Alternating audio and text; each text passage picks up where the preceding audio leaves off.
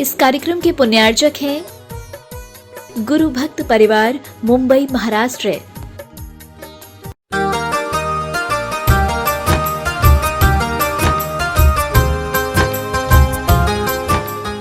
जैनम जयतु शासनम विश्व कल्याण कारकम।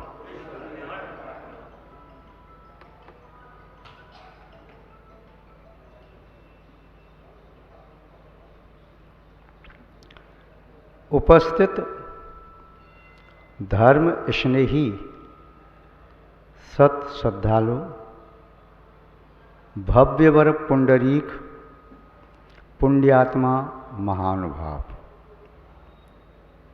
चर्चा कर रहे थे सराग संयुक्त के प्रथम लक्षण प्रशम भाव के संबंध में। प्रशम भाव को समझने के लिए 4 कसायों को जानना आवश्यक था। प्रशम शब्द का अर्थ था प्रकृष्ट रूप से दबाना। दबाना किसे? किसी के हाथ पांव दबाना है, किसी का गला दबाना है, किसी कपास के ढील को दबाना है, या कपड़ों की तह उसको दबाना है, या कहीं भूसा भरा बोरा उसे दबाना है। दबाना किसे? कषायों को दबाना है। कषाय क्या है? किसी पेड़ का नाम है, चिड़िया का नाम है, पत्थर का नाम है, पहाड़ का नाम है, नदी का नाम है, झंडे का नाम है, किसी पत्थर के टुकड़े या रत्न का नाम है। क्या है कषाय? कषायले रंग को कषाय कहते हैं। जो आंवले का स्वाद कषायला होता है वो है कषाय। है जो आत्मा को कसे, जैसे रस्सी के माध्यम से लकड़ी के गट्ठर को कसकर के बांधा जाता है, या कोई कार्टून और पेटी आदि को कसकर के बांधा जाता है, या किसी और को कोई छप्पर आदि डालते हैं तो रस्सी से उसी छप्पर को बांधा जाता है, या रस्सी से पशु आदि को बांधा जाता है। कस करके जिससे बांधा जाता है, जिससे वो लूज न हो, शिथिल न हो, वह कषा बना रहे, वह कषाय। ऐसे ही आत्मा को जो रस्सी से कस करके बांधी हुई लकड़ी की तरह से, या सांकल से बांधे हाथी की तरह से जो आत्मा को कस करके बांधी हुई है कि आत्मा उसके बाहर नहीं जा सकती, उस बंधन में ही रहेगी, उसे कषाय कहते हैं। कषाय भी एक प्रकार नहीं, 4 प्रकार के तो मुख्य हल हैं। एक नुकीला जो सीधा जाता है, एक ऐसा फाल के जैसा जो ऐसी मिट्टी उठाता है, तीसरा बीच बीच में मिट्टी के डेले आ जाएं तो उन्हें चूरा चूरा करता जाता है, चौथा उनमें कोई कंकड़ पत्थर आ जाए तो उन्हें निकाल कर अलग करता है। ये 4 प्रकार के अलग अलग हल हैं जिनके माध्यम से आत्मा उपजाऊ भूमि की तरह से हो जाती है। फिर उस आत्मा में कर्म रूपी बीज बोया जाता है तो कर्म की स्थिति ज़्यादा बनती है, उसका अनुभाग ज़्यादा होता है, प्रदेश बंद भी ज़्यादा होता है, और प्रकृति तो जैसे प्रत्यय होते हैं उसी प्रकार की प्रकृति बंद होता है। तो कषाय शब्द का अर्थ शायद आप समझ रहे होंगे, जो आत्मा को कषे यानी टाइट करके बांधे, या आत्मा को क्रशे, बार बार उसी आत्मा को कर्मों के योग्य बना दे। यदि कषाय न हो तो आत्मा कर्मों का ज़्यादा बंध नहीं कर सकती। ये कषाय बंद कराने वाली है। 12वें गुरस्थान में कषाय नहीं है, 11वें में दबी हुई बैठी है, 13-14 में कषाय नहीं है। इसीलिए वहाँ कर्मों का ऐसा बंध नहीं होता। प्रदेश बंद होता है, प्रकृति बंद होता है, स्थिति और अनुभाग बंद नहीं होता। और प्रकृति प्रदेश बंद अनुभाग स्थिति के बिना उपचार से बंद कहे जाते हैं, वास्तव में बंद नहीं है। तो बंद का कारण कषाय। इसलिए सबसे पहले बचना है तो कषाय से बचना है। आत्म कल्याण की भावना जिस किसी जीव के मन में पैदा होगी तो पैदा होते ही सबसे पहले वो अपनी कसायों को समन करेगा। जो अपनी कसायों को समन कर सकता है वह आत्म कल्याण के पथ पर अपने 1-2 कदम बढ़ा सकता है, और कसायों का शमन नहीं किया तो आत्म कल्याण के मार्ग में ताला लगा हुआ है। देख तो सकता है, वो भी अच्छी तरह से नहीं, नज़र धुंधली है, क्योंकि मिथ्या दृष्टि जीव अनंतानुबंधी कषाय के तीव्र उदय रहते हुए मोक्ष मार्ग को देख भी नहीं पाता। देख करके भी उसे संसार का मार्ग दिखाई देता है।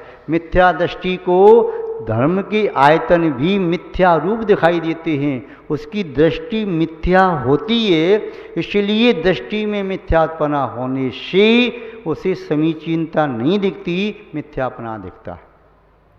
और सम्यक दृष्टि को बुराई में भी अच्छाई दिख जाती है। अरे रास्ता कहाँ है, अरे इन पेड़ों के बीच से ऐसे निकल जाओ, सीधा रास्ता है, वो पहाड़ की ओर पगडंडी मिल जाएगी आगे से, इधर से देखना, इधर नदी में बालू में रास्ता दिख नहीं रहा, ये सीधा रास्ता, पहले हम आते जाते रहे यहाँ से। तो सम्यक दृष्टि रास्ता न दिखने पर भी उसे दिखता है, मिथ्या दृष्टि को दिखने पर भी नहीं दिखता। तो ये कषाय इस व्यक्ति को भ्रमित करते हैं, और कषाय का पोषण जब मिथ्यात्व को मिलता है, मिथ्यात्व पुष्ट हो जाता है, तो ये कहता है बस आप तो साथ खड़े रहो, आप कुछ नहीं करना, मैं उस आत्मा को ऐसा उल्टा पुल्टा कर दूंगा, उसकी बुद्धि भ्रष्ट कर दूंगा, अभी तुम्हें कुछ नहीं करना, बस उसको दिखा दिया अंधकार तो अंधकार, उसको दिखा दिया दुख को सुख दिखा दिया तो उसको सुख मानने लगा, सुख को दुख दिखा दिया तो वह सुख को दुख, दुख को सुख मानने लगा। मैं केवल बुद्धि को भ्रष्ट करता हूँ, कुछ नहीं, हाथ पाँव नहीं चलाता, बुद्धि भ्रष्ट कर दो, मैंने बता दिया रास्ता ये नहीं, ये रास्ता है, उधर जाने लगा। मैंने कहा ये जहर है तो उसे छोड़ दिया, ये अमृत है पीने लगा, जहर को मैंने अमृत दिखा दिया, अमृत को जहर दिखा दिया, सुख को दुख दिखा दिया, दुख को सुख दिखा दिया। सम्यक दृष्टि जीव केवल इतना जानता है कि सुख का मार्ग क्या है, दुख का मार्ग क्या है। अविरति है, चलना प्रारंभ नहीं किया, और पथिक उसे कहते हैं चलना प्रारंभ करे, मार्गी उसे कहते चलना प्रारंभ करे। अविरति इसलिए मोक्ष मार्गी नहीं है, अविरत समदृष्टि मोक्ष मार्गी बनेगा, अभी है नहीं। जैसे किसी कैदी को लोहे की जंजीरों से, हथकड़ी बेड़ियों से, उसके उपरांत तब भी संतोष न हो, दोनों हाथ दोनों पैर बांध लिए, कमर पर भी बांध ली, गले में भी लटका दिया हुआ है, इसके बाद कंधे के ऊपर से लटका करके भी बांध दिया, जंगा के पास भी बांध दिया, अब तो वह उसका बैठना हिलना डुलना सब मुश्किल। ऐसे ही कषाय 4 तो मुख्य हैं, इसके अनेक भेद हैं, 16 भेद, उसके उपरांत करो तो इसके संख्यात असंख्यात अनंत लोक प्रमाण इसके भेद हैं, इसके सूक्ष्म रूप को कौन जानता केवली के अतिरिक्त। तो ये ही कषाय है, तो इस कषाय का क्या करना है, समन करना है। शमन का ये तो दबाना, दबाना है, और जिसको दबा के बैठ गई ना, तो फिर वह व्यक्ति कहता है मेरे प्राण जाने वाले हैं भैया, प्राण एक झटके से ले ली तो ठीक है, पर दबा के बैठा है ना, तो मैं न जी पा रहा हूँ न मर पा रहा हूँ। तो जब उपशम भाव होता है, कषाय दब जाती हैं तो फड़फड़ाती हैं, न वो जी पा रही हैं, अपना प्रभाव दिखा नहीं पा रही, न मर पा रही हैं। एक ऐसी प्रसंग सुना देता हूँ, तथ्य पकड़ना। किसी व्यक्ति के घर में चोर आ गया और वह रात्रि में खटर पटर करते हुए चोरी करने लगा। उस घर में घर का मालिक तो था नहीं, माँ बेटे थे। तो माँ की नींद खुली, उसका चोर, उसने देखा चोर अकेला है, कोई बात नहीं, तो माँ ने पीछे से चोर को पकड़ लिया। माँ बहुत हेल्दी थी और पकड़ करके चोर को ज़मीन पर पटक दिया, उसके सीने पर ऐसे जम के बैठ गई जैसे आसन लगा करके कोई देवता बैठ गया हो। अब तो उसके प्राण कांपने लगे, उसके प्राण कंठ में आ गए। बेटे से कहा माँ ने, बेटा जल्दी से उठ और पुलिस को बुला करके ला, ये चोर हमारे घर में चोरी कर रहा है, इसके अच्छा सबक सिखाऊंगी। अब बेटा जा करके यहाँ जाए वहाँ जाए, ये देखे वो देखे। माँ ने पूछा बेटा गया नहीं? बोले माँ मेरी चप्पल नहीं मिल रही, मैं अपनी चप्पल देख रहा हूँ। चोर बोला, चप्पल मेरी पहन जा, जल्दी से बुला के ले आ, जिसे मैं बच जाऊंगा, नहीं तो ये तो दुर्गा बन करके बैठ गई, मेरे प्राण ले लेगी, न मैं जी पा रहा हूँ न मर पा रहा हूँ। ऐसे ही कसायों को जब सम्यक्त की भूमिका बनती है, विशुद्धि बढ़ती है, जब कसायें दब जाती हैं तो फड़फड़ाती है। और कसाय को आपने दबा लिया, अपनी चारों कसायों को, तो आपने अपने संसार पर विजय प्राप्त कर ली। अन्य सब कुछ काम आपके लिए सरल हैं। ज्ञानावरणी कर्म का शैवसम, दर्शनावरणी कर्म का शैवसम, असाता को साता में बदलना, शुभ आयु का बंध, नाम गोत्र की प्रगति, गोत्र की प्रगति, संक्रमण करना, और सब आपके लिए बड़ा सरल सहज हो जाएगा। और यदि आपने अपनी कसाय को समन नहीं कर पाया तो जितना भी आपने किया सब करे धरे पर पानी फिर जाएगा। तो कसायों को दबाना है। प्रथम भाव का अर्थ क्या है? कसायों को दबाना। जो कसाय हमें अनादिकाल से कुचलती चली जा रही हैं, हमारा चूरा चूरा कर दिया, चटनी सी पीस दी, हमें तड़पा रही हैं, उन कसायों को एक बार आपका मौका लग जाए तो दबा दो, तो कसाएं कहेंगी बस छोड़ दो, आगे हम तुम्हारा हित नहीं करेंगे। किंतु छोड़ना नहीं, दबा के रखना है।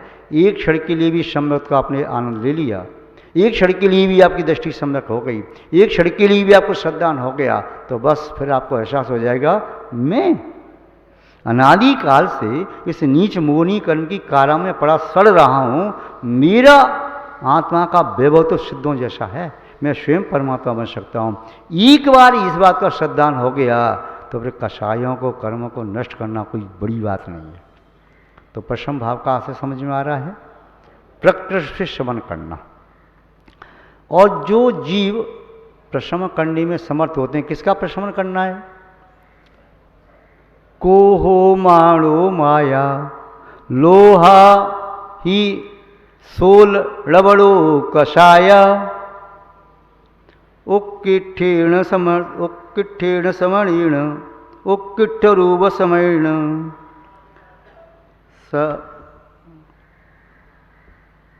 सरस शराय सम्मत लखड़म पड़मम। कोहो माणो माया लोहादि सोल कसाय रबड़ो कसाया उक्किठ रूप समीण सराय सम्मत लक्षणम परमम। सराग सम्यक्त का प्रथम लक्षण प्रथम भाव है ना, तो सराग सम्यक्त का प्रथम लक्षण प्रथम भाव, उक्किठ रूप समीण, थोड़ा सा दबाया तो फिर उछल के आ जाएंगे। उत्कृष्ट समन करना, ये क्रोध मान माया लोभ। तो शमन करने से क्या होता है? सम्यक्त का प्रथम लक्षण प्रथम प्रकट हो जाता है। यदि शमन नहीं किया तो चाहे सम्यदृष्टि बन जाओ, व्रति प्रतिमाधारी बन जाओ, महावती बन जाओ, कषाय का आवेश आया तो आपको ऐसी पलटी देंगी कि नीचे धराशायी कर दे। 11वें गुरुस्थान वाले मुनि महाराज भी नीचे आ सकते हैं। और जिस जीव ने आयु का बंध नहीं किया वह व्रति महावती भी बन गया और नीचे पतित हो गया तो खोटी आयु का भी बंध कर सकता है। लिखा है अबब जीवा विषमीण सुर गई आई सुकम बंदड़ी समत्था तिव्य कषाया बिठो बंधी वदी भी होई दुगई पत्तम। अबब जीव भी कसाय की समन से सुरगई आई स्वकम्ब बंदड़े समत्था, सुरगति आदि शुभ कर्मों को बांधने में समर्थ होता है। और तीव्र कषाया बिट्ठो, तीव्र कषाय से आविष्ट जीव वदी भी यदि व्रति भी बन गया तो पतित होकर के दुर्गई आदि बंधनम पत्तो, दुर्गति आदि के बंधन का पात्र हो जाता है। मुनि महाराज भी यदि पतित हो गए, आयु नहीं बांधी है, मिथ्यात्व में चले गए, अंतिम अंतर मूर्ति में बंद किया तो दुर्गति आदि का बंद कर सकते हैं, व्रति भी कर सकता है। ये कहा कि व्रति की एक गति देवगति, किंतु देवगति बांधी है तो व्रति बन सकता है, और कोई गति बांधी तो देव व्रति नहीं बन सकता, महावती नहीं बन सकता। किंतु जिसने कोई आयु बांधी ही नहीं तो वह भी व्रति बन सकता है, किंतु उसके परिणाम अच्छे रहें तो वह देवगति का बंध करेगा। और परिणाम गिर गए, अपने भेष स्वरूप से द्रव्यचार से भी गिर गया तो फिर दुर्गति का बंध भी किया जा सकता है।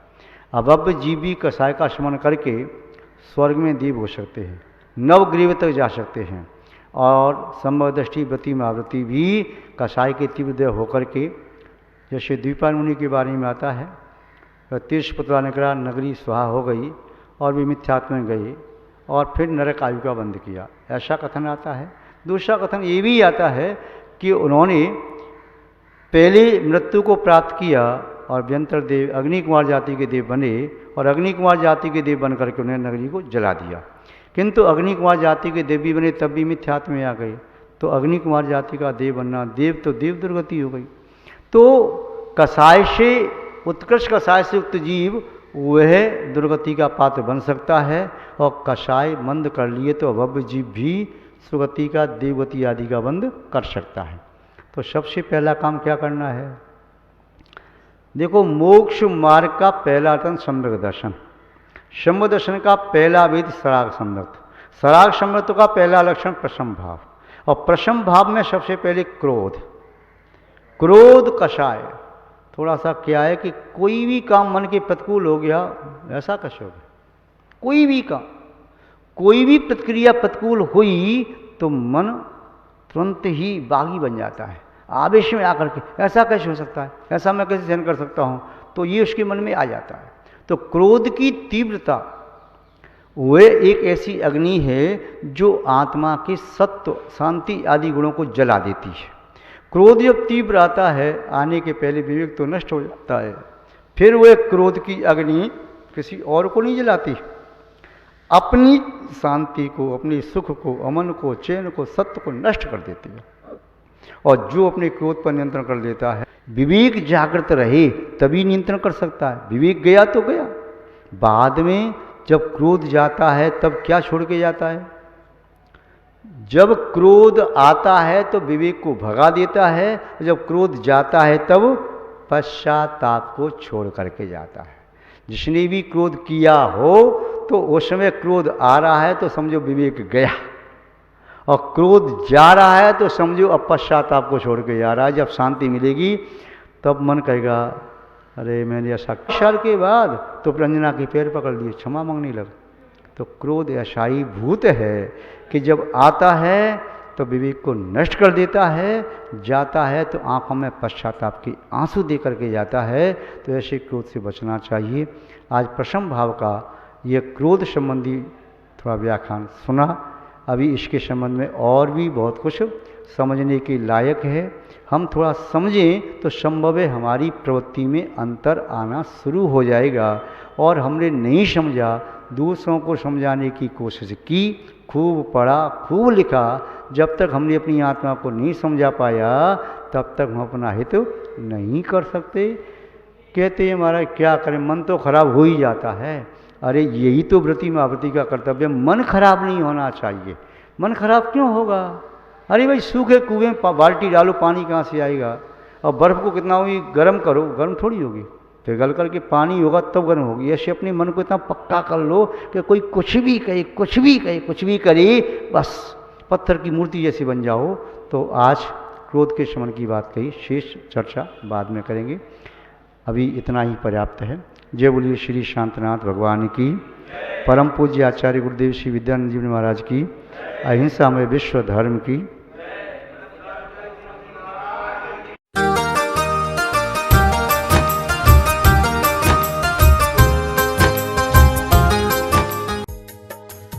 इस कार्यक्रम के पुण्यार्जक थे गुरु भक्त परिवार